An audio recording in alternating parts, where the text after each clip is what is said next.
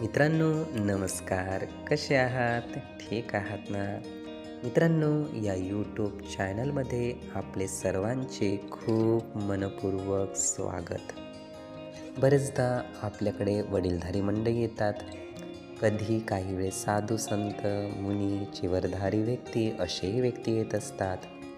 आणि बरेचदा घरच्यांची आणि या व्यक्तींची, या साधू संत व्यक्तींची चर्चा चाललेली असते आणि काही वेळेस काही पॉईंटवरती एकमत होत नाही आणि काही वेळेस असे समोरील व्यक्ती, साधू संत व्यक्ती खूप जोराने, खूप रागाने, खूप द्वेषाने आपलं मत व्यक्त करतात आणि वादविवादसुद्धा करतात किंवा भांडणसुद्धा घरच्या व्यक्तींशी करतात.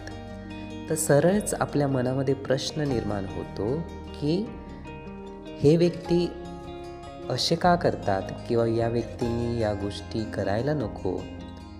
या व्यक्तींनी आपल्याशी शांतपणे, शांत भाव ठेवून मैत्री भावानेच बोलायला पाहिजे. तर नक्कीच खरं आहे मित्रांनो, साधू संत मुनी चिवरधारी व्यक्ती या अतिशय मैत्रीपूर्ण प्रेमभावाने अशाच आपल्याशी वागायला पाहिजे. त्यांनी अशाच पद्धतीने नाते प्रस्थापित करायला पाहिजे. पण या विरुद्ध होत असेल, ते द्वेषाने, रागाने, मोहभावनेने असे जर बोलत असेल तर त्यासाठी काय कारणं आहेत, तर हे आपण लक्षात घेतलं पाहिजे. ज्याही धर्माचे, ज्याही शाखेचे हे व्यक्ती आहेत, तर यांच्याकडून असं का होतं, तर त्यासाठी एक गोष्ट प्रकर्षाने लक्षात घेण्यासारखी आहे. प्रत्येक धर्मामध्येच मैत्रीभाव सांगितलेला आहे, प्रेमभाव सांगितलेला आहे, शांतपणा सांगितलेला आहे. तर मित्रांनो, हा शांतपणा केव्हा येतो, तर जेव्हाही आपण मनावर नियंत्रण मिळवतो. आणि मनाला जाणता जाणता एक गोष्ट लक्षात येते की जेव्हाही अशा स्वरूपाने आपण समोरच्या व्यक्तीशी बोलतो आहे, तर त्याचा त्रास आपल्यालाच होतो आहे, न की दुसऱ्याला. मग बोलण्यामुळे दुसऱ्याला पण त्रास होतो, पण सर्वात आधी स्वतःला त्रास होतो. वाटतं की हे बोलणं माझ्याकडून चुकीचं झालेलं आहे.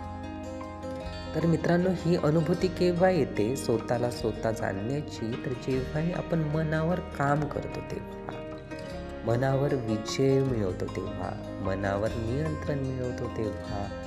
म्हणून एक गोष्ट लक्षात घेतली पाहिजे की असे साधू संत मुनी किंवा चिवरधारी व्यक्ती रागाने, द्वेषाने बोलत असेल तर मनावर काम करणे अजूनही त्यांना जमलं नाही किंवा पूर्णतः विजय त्यांनी मनावर मिळवलेला नाही, मनावर नियंत्रण त्यांनी मिळवलेले नाही.